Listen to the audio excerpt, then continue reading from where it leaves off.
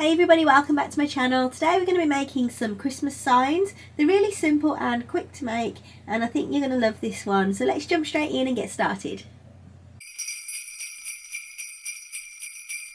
I'm just going to give you a quick overview of the materials that you'll need if you'd like to do this project. So you're going to need a piece of board. This is just a piece of like hardboard, chipboard stuff. It's about 4mm, 5mm thick. And that is about 42 centimeters by 11. I've got some Mod Podge. I'm going to be using some white acrylic paint, so you'll need brushes.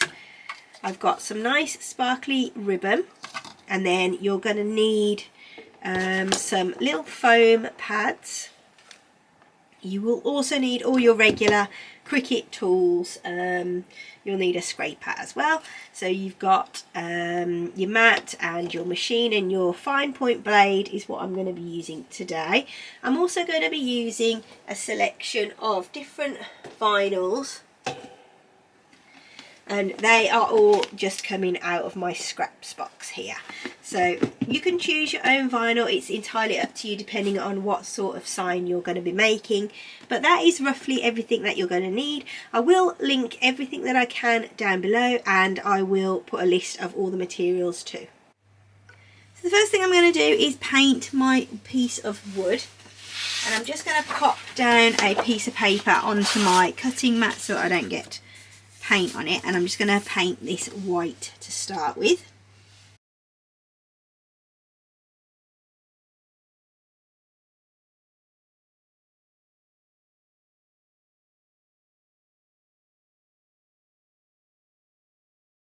The wood's had a couple of coats of the white acrylic now, and I'm just going to now use some Mod Podge to paint over the top of my paint, and just to give the vinyl something to stick to, because the wood is quite smooth with this finish with the acrylic on it.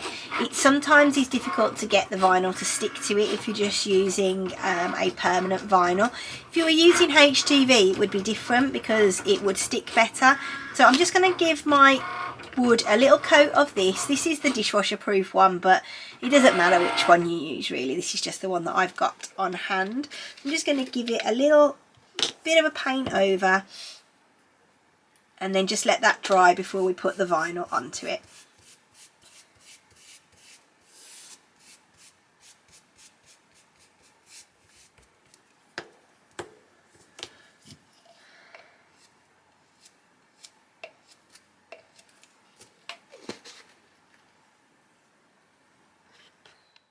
While that's drying, let's start on the design. So the first thing to do is just get a square from the shapes menu, and you'll want to resize this to be the size of your board that you're using. So just unlock the padlock and type in the size of the piece of board that you're using. And then this is going to be the template that we're going to use. So I'm just going to resize that and then turn it white just by clicking on the little palette at the top. So next we want to just go over to images and choose some designs to go onto our board. So I'm going to type in believe and then just hit enter, and all the different designs that have the word believe in them will come up. I've got a rough idea as to which one I'm going to use, and I'll list all of the different image codes down below for you in the description as well. So it's the second one down just there. So I'm going to show you the image code actually. Let's click on that. So that's the image code for this one. Just make sure that you use the hash as well. Then I'm going to put that onto the canvas. And just use my mouse just to drag that over, and use the resize handle at the bottom just to resize that how I want it to be. Next I'm going to go over to the text box, and I'm going to start typing in the text that I want on there, and this one's going to say the Lawrence family. So I'm just going to type that in, and then once I've got it on my screen how I want it to look, I'm going to go up to the font drop down box and change my font. I want it to stay as a pretty simple font, and the one that I've chosen is called Din Newsit Grotesque or something similar to that. I'm not sure that I'm saying that correctly, but anyway. So that's the one that I'm going to use. Next, I'm just going to change the line spacing. So I'm just going to pop up to the top and just adjust the line spacing just to bring the lines closer together. Rather than resizing the words to make it smaller, this is another way of making it fit onto there. So I'm just going to carry on now and go through, pick out a few more images from the Images tab and just arrange them all onto the canvas.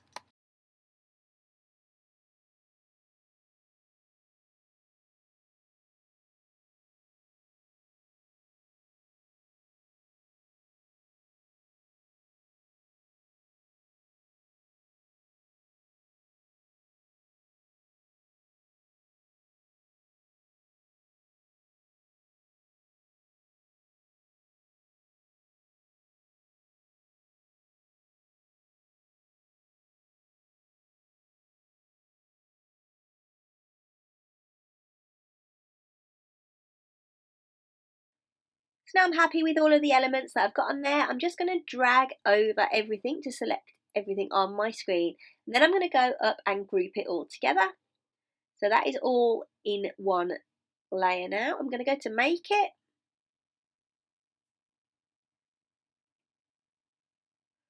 Now I've got all of my different mats on the screen, and you can see that I've got a couple of different reds that have appeared there because the bells are a slightly different shade of red.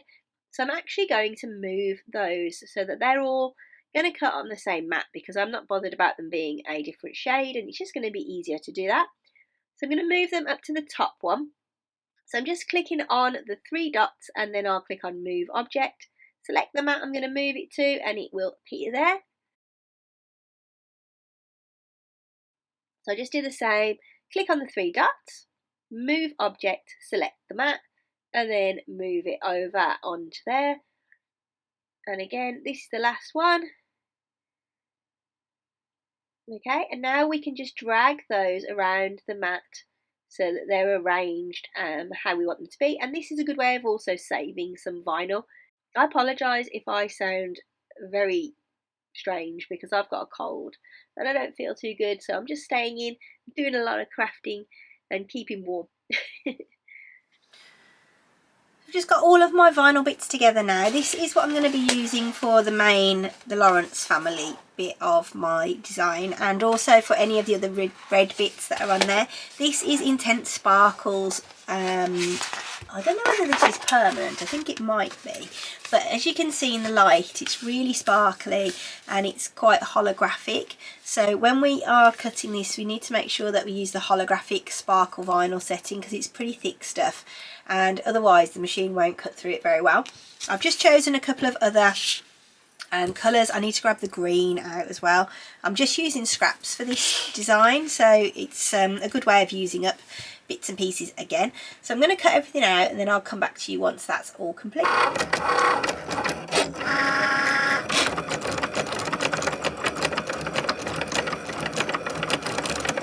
Okay, so all of the pieces are cut. So what I'm going to do first of all is just get rid of any excess vinyl. So in order to release your vinyl from the mat, if you just fold it over and just peel your mat back from your vinyl, and then that keeps it nice and flat. So then now we can take off any excess that we can save for another project, because you know how I love to save any scraps at all for other projects. I'm just going to cut all these out.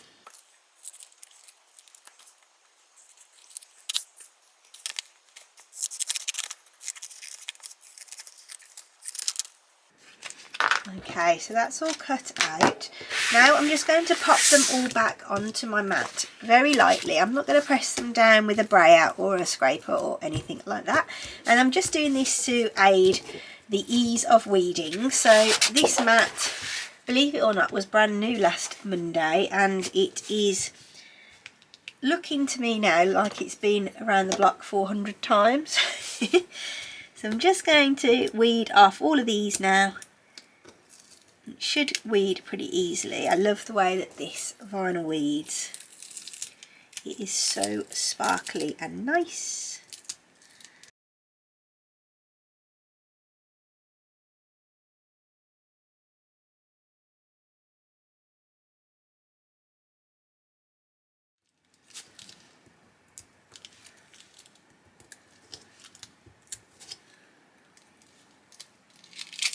now everything's weeded, we're ready to put it onto our board, and as you can see it's nice and shiny now where the Mod Podge has dried. So I'm just going to pop that to one side, and then I'll get all of these off here. Because I didn't bray them or use a scraper, they don't need to be removed from the mat by turning it over. We can just lift them up because they're hardly stuck down at all, apart from this one that seems to be really stuck down. Okay. Right then, so that is that. I'm just going to pop that mat to one side. Okay, so we've got all of our pieces, and then we've got the bows and this snowflake on here. So we just need to cut those off because they are separate pieces to the design. Okay, so when I'm putting this together, I like to refer to my computer screen. So you can see there now what I am looking at on my screen with the design, and that's going to help us to see how to put everything together.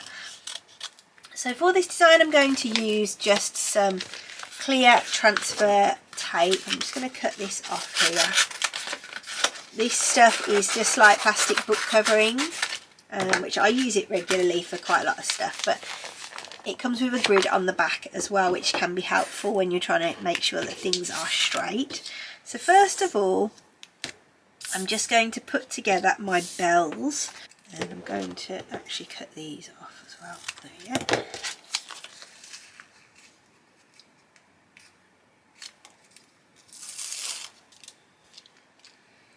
So I'm going to grab the little bow part. I'm just using my little Cricut scraper for this, just to smooth it down. And I'll do the same on the back as well. And then what I can do is just take off the backing paper of the vinyl. Alright, so I've got my bow, so I'm just going to get my little gold bit now and just line up where I want it to be. There we go. Give it a little bray with our scraper, and then there is our first little bit of the design, and I'm going to pop this on first in the right hand corner. So I'm just going to bring back on the screen the box so I can see where I'm aiming for with this design. So I'm going to move all my bits and pieces out of the way,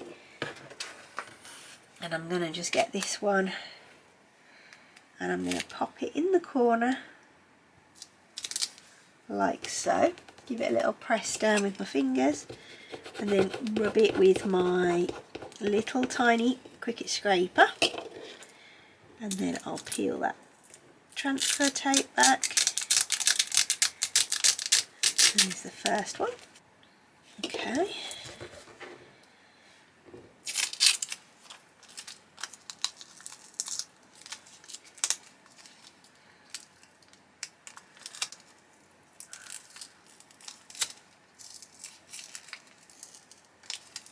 Because I used more pressure, it's cut through a little bit of the backing paper, so it can be more difficult to remove, but if you just take your time, it's okay normally. If you've got a bit left behind like that, you can just see that on there. If you just grab your weeding tool, you'll be able to just lift that up with your weeding tool and just pick it off with your fingers like that. Okay, now we can put the other belt on.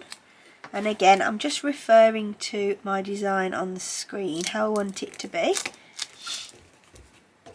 So I put the two bells and the bows at diagonals, and I'm going to put a little bow on here that I'm going to make as well. Let's just peel that back. Okay, right, so I'm just going to go through now and do the rest of the design. So I'll probably speed this up so that you're not bored with watching me do the transferring for everything.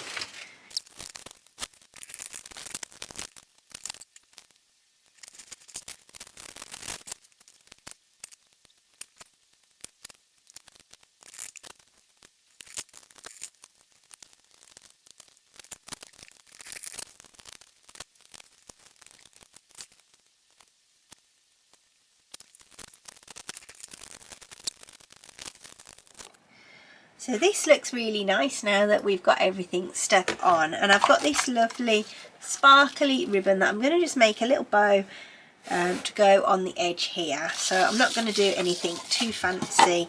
I'm just going to make a little sort of hand tied bow.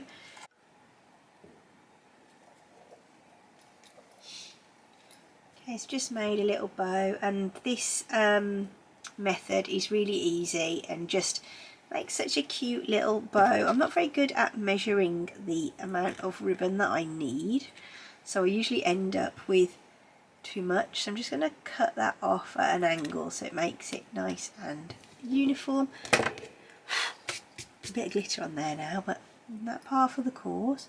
Okay, so I'm going to pop that just on the corner there. Just one of these adhesive foam pads from Hobbycraft.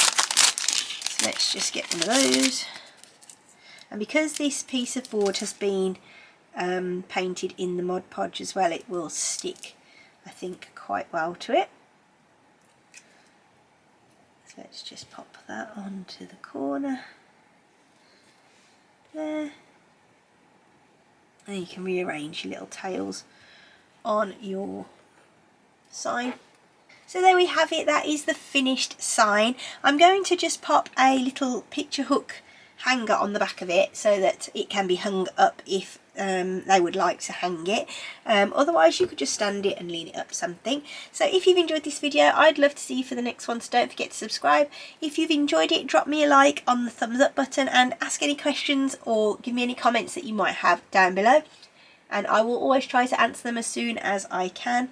So thank you all for watching. Have a great week. Take care of yourselves, and I'll see you on the next one. Bye!